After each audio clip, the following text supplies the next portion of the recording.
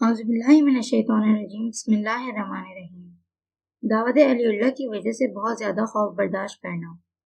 حضرت حذیفہ رضی اللہ عنہ کے بھتیجے حضرت عبدالعزیز کہتے ہیں کہ ایک مرتبہ حضرت حذیفہ نے ان لڑائیوں کا تذکرہ کیا جن میں مسلمان حضور صلی اللہ علیہ وآلہ وسلم کے ساتھ شریک تھے، تو پاس بیٹھنے والوں نے کہا اگر ہم ان لڑائیوں میں شریک ہوتے تو ہم یہ کرتے اور وہ کرتے۔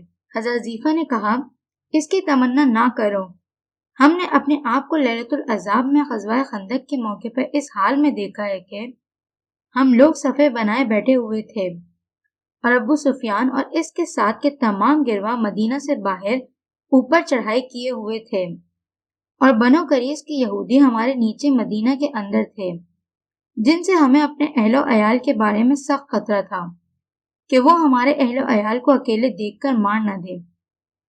لیلۃ العذاب سے زیادہ اندھیرے والی اور زیادہ آندھی والی رات ہم نے کبھی نہیں دیکھی تھی۔ اتنی تیز ہوا تھی کہ اس میں سے بجلی کی گرج کی طرح آواز آ رہی تھی اور اندھیرا اتنا زیادہ تھا کہ کسی کو اپنے ہاتھ کی انگلی نظر نہ آ رہی تھی۔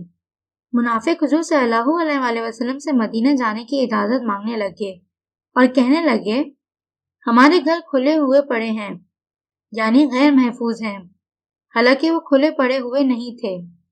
آپ سے جو بھی اجازت مانگتا آپ اسے اجازت دے دیتے۔ اجازت ملنے پر وہ وہاں سے فوراً چلے گئے۔ ہماری تعداد تقریباً 300 تھی۔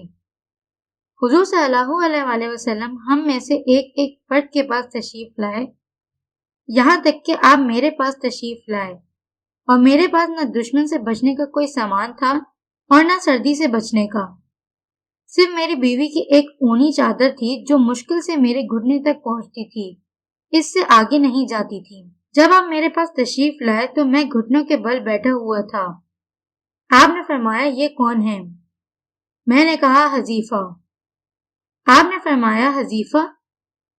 چونکہ میں کھڑا نہیں ہونا چاہتا تھا اس وجہ سے میں زمین میں چمٹ گیا اور میں نے کہا جی ہاں یا رسول اللہ۔ پھر آخر میں حضور صلی اللہ علیہ وآلہ وسلم کو اپنے پاس کھڑا دیکھ کر کھڑا ہو ہی گیا۔ آپ نے فرمایا دشمن میں کوئی بات ہونے والی ہے، تم جا کر ان کی خبر لے کر میرے پاس آؤ۔ فرماتے ہیں اس وقت مجھے سب سے زیادہ ڈر لگ رہا تھا اور سب سے زیادہ سردی لگ رہی تھی۔ وہ سب آپ کی دعا فرماتے ہی ایک دم ختم ہو گئی اور مجھے نہ ڈر محسوس ہو رہا تھا اور نہ سردی۔ جب میں وہاں سے چلنے لگا تو آپ نے فرمایا اے حذیفہ میرے پاس واپس آنے تک ان میں کوئی حرکت نہ کرنا۔ حضرت حذیفہ فرماتے میں چل دیا۔ جب میں دشمنوں کے لشکر کے قریب پہنچا تو مجھے آگ کی روشنی نظر آئی اور ایک کالا بھاری بھرکم آدمی آگ پر ہاتھ سیک کر اپنے پہلو پر پھیر رہا تھا اور کہہ رہا تھا یہاں سے بھاگ چلو۔ میں اس سے پہلے سفیان کو پہچانتا نہیں تھا۔ میرے دل میں خیال آیا کہ موقع اچھا ہے میں اسے نپٹا چلوں۔ میں نے اپنے ترکش میں سے سفید پر والا تیر نکالا تاکہ آگ کی روشنی میں اس پر تیر چلا دوں، لیکن مجھے حضور صلی اللہ علیہ وآلہ وسلم کا فرمان یاد آ گیا کہ میرے پاس واپس آنے تک کوئی حرکت نہ کرنا، اس لیے میں رک گیا اور تیر ترکش میں واپس رکھ لیا۔ پھر میں ہمت کر کے لشکر کے اندر گھس گیا تو لوگوں میں سے میرے سب سے زیادہ قریب بنو عامر تھے۔ وہ کہہ رہے تھے العامر بھاگ چلو بھاگ چلو، اب یہاں تمہارے ٹھہرنے کی گنجائش نہیں ہے۔ اور ان کے لشکر میں تیز آندھی چل رہی تھی جو ان کے لشکر سے ایک بارش باہر نہیں تھی۔ اللہ کی قسم میں خود پتھروں کی آواز سن رہا تھا جنہیں ہوا اڑا کر ان کے کاجوں اور بستر پر پھینک رہی تھی۔ پھر میں حضور صلی اللہ علیہ وآلہ وسلم کی طرف واپس چل پڑا۔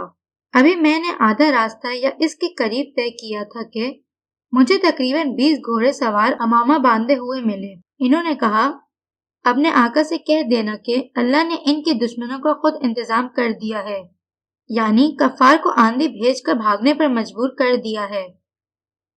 صدق اللہ العظیم۔